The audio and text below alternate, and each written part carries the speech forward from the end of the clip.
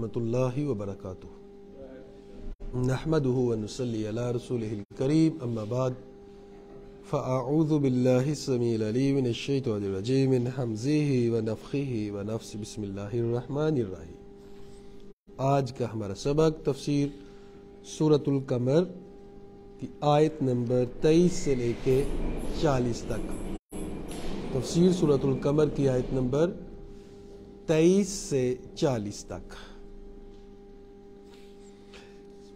کذبت ثمود بالنذر، کذبہ کا معنی جٹلانا، کذبت جٹلایا سمود یعنی قوم سمود جن کے نبی جن کی طرف بھیجے گئے تھے صالح علیہ السلام، بالنذر ڈرانے والوں کو جٹلایا کہ قیامت آئے گی، موت آئے گی اور فرشتے عذاب لے کے آئیں گے، ان کو انہوں نے جٹلایا۔ فقالو، اور انہوں نے یہ بھی کہا ابشرم منا واحدن، یعنی یہ صالح علیہ السلام صرف ایک انسان ہے، ابشرن کیا ایک انسان جو ہم میں سے ہے، واحدن صرف ایک، نتبعہ کیا ہم اس کی پیروی کر لیں، ایک بندے کو مان لیں، اپنے سارے کام چھوڑ کے جو ہمارے آباء و اجداد اتنی دیر سے لگے ہوئے ہیں، تکبر۔ آپ جو مین وجہ دیکھیں گے لوگوں کے اسلام نہ قبول کرنے کی، پچھلی قوموں کے اوپر عذاب آنے کی، مین وجہ تکبر۔ اسی لیے تکبر ایک رائی کے دانے کے برابر بھی قابل قبول نہیں ہے، وہ تکبر سیدھا سادہ تکبر ہے۔ اِنَّا اِذًا لَفِي ضَلَالٍ وَسُعُرٍ، اِنَّا بے شک ہم اِذًا اس وقت لفی ضلال گمراہی میں ہوں گے، وسعور اور دیوانگی، پاگل پن، سعور پاگل پن، دیوانگی میں ہوں گے۔ اگر ہم ایک بندے کی بات مان لیں، صالح علیہ السلام جو کہتے ہیں اگر ہم ان کی بات مان لیں تو یہ تو بڑا پاگل پن ہوگا ہماری طرف سے۔ پھر ایک یہ بات کرتے تھے، پھر کہتے تھے اُلقی الذکر، کیا ذکر بھیجا گیا ہے، القا یلقی ڈالنا، بھیجنا بیسیکلی القاء کرنا، ٹھیک ہے، کیا بھیجا گیا ہے ذکر یا ڈالا نازل کیا گیا ہے ذکر، یعنی جس کی یہ صالح علیہ السلام بات کرتے ہیں کہ یہ ذکر ہے، علیہ اسی پر، من بیننا ہم سب میں سے، یعنی ہم سب میں سے کوئی اتنا قابل نہیں تھا، صرف یہی بندہ اتنا قابل تھا، بل ہوا کذاب اشر، پھر وہ کہتے ہیں کہ نہیں بلکہ ہوا، یعنی صالح علیہ السلام جو نبی ہیں ہوا کذاب، ونعوذ باللہ جھوٹا بھی ہے اور اشر متکبر بھی ہے، یعنی متکبر تو خود ہے لیکن ان کو کہہ رہے ہیں۔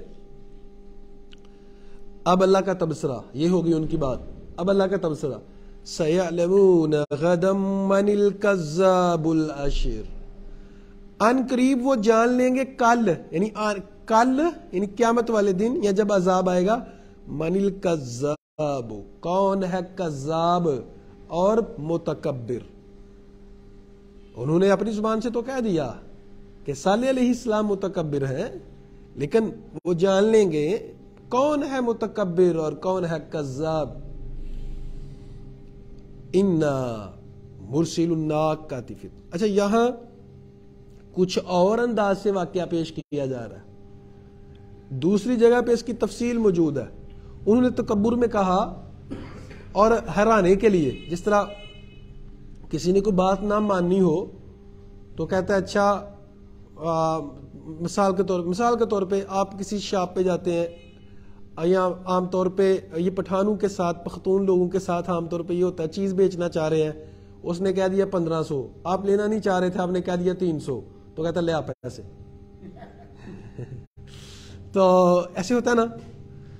تو بیسیکلی انہوں نے کہا ہاں چلو اس سے ڈیمانڈ کرتے ہیں، کیا ڈیمانڈ، چلو جی پتھر ہو، پتھر سے اونٹنی نکلے، دودھ دے، جوان ہو ہمارے سامنے، اور اتنا دودھ دے پوری بستی پیتی رہے تو کافی ہو جائے۔ اب صالح علیہ السلام پریشان تو ہوئے لیکن ان کا کنیکشن تو اوپر تھا، انہوں نے کہا چلے ٹھیک ہے، مسلح بچھایا مینز 2 رکعت نماز پڑھی, اللہ تعالیٰ کے ساتھ تار ملائی, رابطہ کیا اوپر اللہ جی, یہ مسئلہ ہے. اللہ نے کہا ٹھیک ہے بھیج دیتے ہیں, لیکن یہ بات بھی کہہ دینا اگر پھر بھی نہ مانے یا اس میری نشانی کو تم نے اس کی عزت نہ کی, تکریم نہ کی, پھر بڑا سخت عذاب آئے گا. انہوں نے کہا ٹھیک ہے. اب اونٹنی تو آ گئی, اب ان کا تو سارا جو تکبر تھا وہ تو خاک میں مل گیا, اور جو چاہ رہے تھے کہ بھئی ہم تو کرنا ہی نہیں چاہ رہے تھے تو وہ تو ختم ہو گیا. اب کچھ دن تو انہوں نے برداشت کیا, لیکن جو سب سے متکبر انسان تھا اور پہلوان ٹائپ تھا, اس کے ذریعے انہوں نے اس اونٹنی کی ٹانگیں کٹوا دی اور پھر ان کے اوپر عذاب آئے. تو یہ وہاں دوسری جگہوں پہ واقعہ اور طرح سے ہے, یہاں تھوڑا سا مختلف ہے, انداز تھوڑا مختلف ہے. انا مرسل الناقۃ فتنۃ لہم, ہم بھیج رہے ہیں. انا کا معنی بے شک, انا کا معنی بھی بے شک ہوتا ہے. انا بے شک ہم, مرسل الناقۃ بھیجنے والے ہیں اونٹنی کو, فتنۃ لہم جو ان کے لیے آزمائش ہوگی. فرتقبہم واصطبر, آپ ان کا انتظار کریں کہ کیا کرتے ہیں, واصطبر اور اس کے اوپر صبر کریں. وَنَبِّئْهُمْ اور بتائیں ان کو بتائیں کہ ان الماء قسمت, نبا ینبئ تنبیہ کرنا جس طرح ہوتا ہے نا, خبردار کرنا. وَنَبِّئْهُمْ اور ان کو خبردار کریں کہ ان الماء قسمت بینہم کہ پانی ہمارے درمیان تقسیم ہے, یعنی ایک دن تمہارے جانور پیئیں گے اور دوسرے دن یہ اونٹنی پیے گی.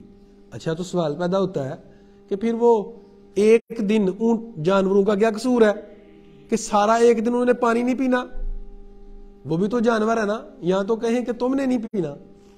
اچھا سمجھ یہ آتی ہے کہ جو قریب کا پانی تھا, یعنی بستی کے قریب, ان کو یہ کہا گیا تھا یہ پانی ایک دن یہ پیے گی اونٹنی اس کا, یہ آزمائش دینی تھی نا.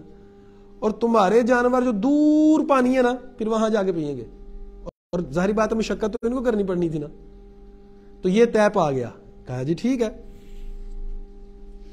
کل شرب محتضر, تو پینے کی جو حاضری ہوگی نا, پینے کی وہ باری باری ہوگی, تو ادب کرنا ہے, اس کا احترام کرنا ہے. تمہارے سامنے اونٹنی پہاڑ سے پتھر سے نکلی ہے, جوان ہوئی ہے, دودھ بھی دے رہی ہے. فنادوا صاحبہم فتعاطی فعقر, کچھ دن گزرے, کتنے, 10 دن 15 دن 20 دن, مہینہ 2 مہینہ, ہمیں نہیں پتا, لیکن کچھ دن گزرے, ان سے صبر نہیں ہوا. فنادوا صاحبہم, انہوں نے اپنے ایک ساتھی کو پکارا. دوسری جگہ پہ ہے جو سب سے بدترین انسان تھا, شریر ترین, متکبر ترین, اس کو کہا. فتعاطی, اس نے پکڑا, فعقر اور ٹانگیں کاٹ دی. اونٹنی کی ٹانگیں, کونچے بھی کہتے ہیں, ٹانگیں کاٹ دی. فکیف, جی شخص کے بارے میں بھی سر آتا ہے کہ یہ کسی عورت کے لالچ میں اس کو کہا گیا تھا تو یہ کام کیا. پتہ نہیں, ابھی میرے ذہن میں یہ نہیں ہے جی. بس وہ قرآن مجید میں دوسری جگہ پہ ہے, سورۃ الشمس کی آیت نمبر 12 میں, اذ انبعث اشقاہا, ٹھیک ہے, بدبخت ترین اٹھا. تو یہ تو ہے جو آپ کہہ رہے ہیں, اس کا میرے ذہن میں نہیں ہے. اچھا جی. فکیف کان عذابی, کیسا رہا میرا عذاب اور میرا ڈرانا, یعنی پھر میرا عذاب آیا تو کیسا تھا میرا عذاب اور ڈرانا.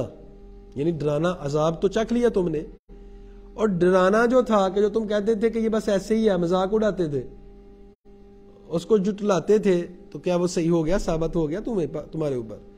انا ارسلنا علیہم صیحۃ, بے شک ہم نے بھیجا ان پر, علیہم ان پر, صیحۃ, صیحہ چیخ, زوردار دھماکے دار چیخ. فکانوا, وہ ہوگے کا حشیم المحتضر, حشیم کہتے ہیں باڑ کو, المحتضر جو روندی گئی ہو, یعنی ایسی باڑ بیسیکلی رکاوٹ ہوتی ہے, مطلب کسی کھیت کے ارد گرد یا چراگاہ کے ارد گرد چھوٹی چھوٹی لکڑیوں کی باڑ بنائی جاتی ہے.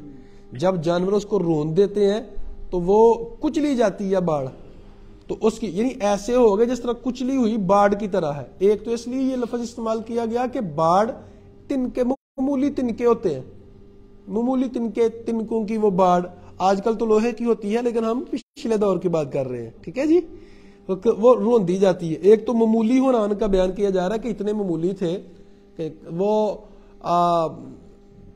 مطلب زادی کور کڑلی تے شتیرا نو جفے، مطلب ہو تم کیا اور تکبر کرتے ہو، چیلنج کرتے ہو رب کو، مطلب ہو تم کیا، کتنے کمزور ہو۔ ایک تو بات یہاں یہ کی جا رہی ہے کہ وہ تو تم تو بہت کمزور لوگ ہو اور یہ تم وہ اس کی طرح۔ دوسرا ان کا جب مر گئے تو ان کے اوپر ہواؤں کا چلنا، جانوروں کا چلنا، تو اس وجہ سے یہ بیان کیا گیا اس طرح، یعنی یہ تشبیہ دی گئی ہے۔ وَلَقَدْ يَسَّرْنَا الْقُرْآنَ، ہم نے قرآن کو آسان بنا دیا نصیحت کے لیے، فَهَلْ مِن مُدَّكِرٍ، ہے کوئی نصیحت حاصل کرنے والا؟ قرآن سمجھنے کے لیے، نصیحت حاصل کرنی۔ قرآن مجید کا ایک معجزہ یہ ہے، آسان اس طرح سے بھی ہے کہ یہ قرآن مجید ہی واحد کتاب ہے جو بغیر غلطی کے لاکھوں حفاظ کرام کو یاد ہے، ورنہ اور کوئی ایسی کتاب ایسے یاد نہیں ہوتی، ٹھیک ہے جی۔ وہ ایسے ایسے حافظ میں نے دیکھے ہیں کہ جن کو کمپیوٹر حافظ کہتے ہیں، جو بھولتے نہیں ہیں، ٹھیک ہے۔ تو یہ بھی ایک آسان ہے اور معجزہ ہے رب کا، ورنہ دوسری کوئی کتاب یاد ایسے نہیں ہوتی، انسان کے دماغ میں نہیں آتی، دل میں نہیں آتی۔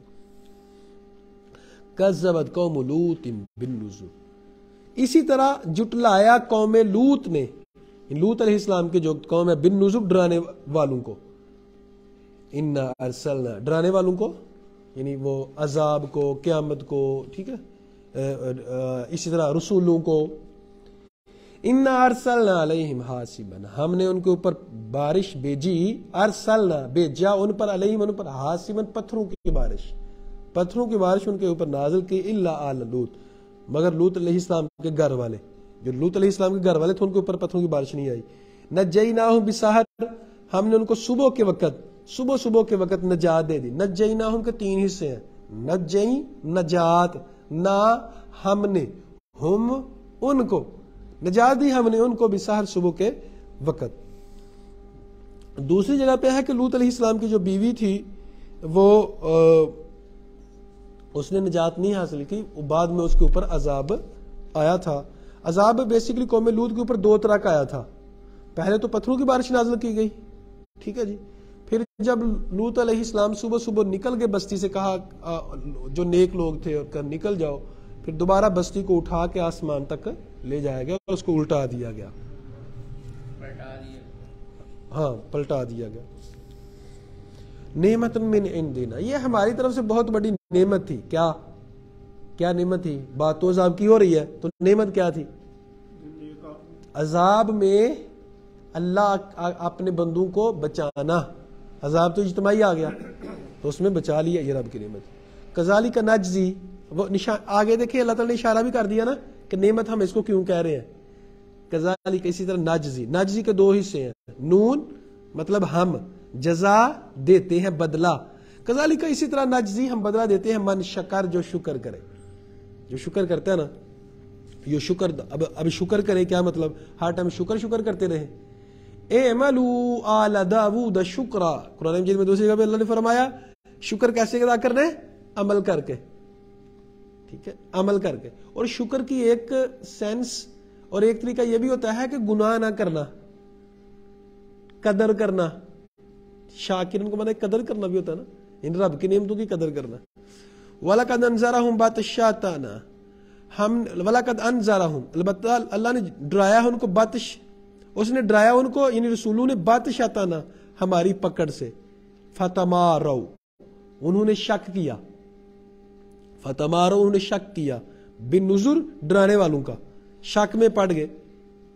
وَلَقَدْ رَاوَدُوهُ عَنْ ضَيْفِهِ، انہوں نے بٹکانے کی کوشش کی اس کے مہمانوں سے، ان لوط علیہ السلام کے جو مہمان آئے تھے ان کے ساتھ غلط کاری کرنے کی کوشش کی۔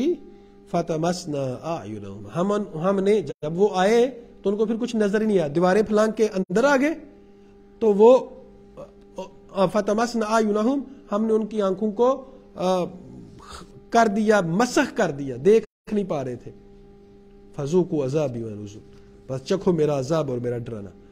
وَلَقَدْ سَبَّحَهُمْ، البتہ صبح کی انہوں نے بکراتن، صبح، عذاب مستقر، یعنی صبح ان کی کس نے کی؟ عذاب تھا جاری ہونے والا، صبح سویرے ہی ان پہ ایک عذاب آیا جو نہ ختم ہونے والا تھا، نہ رکنے والا تھا، مستقر قرار سے ہے، جاری، یعنی جو رکنے والا نہیں تھا۔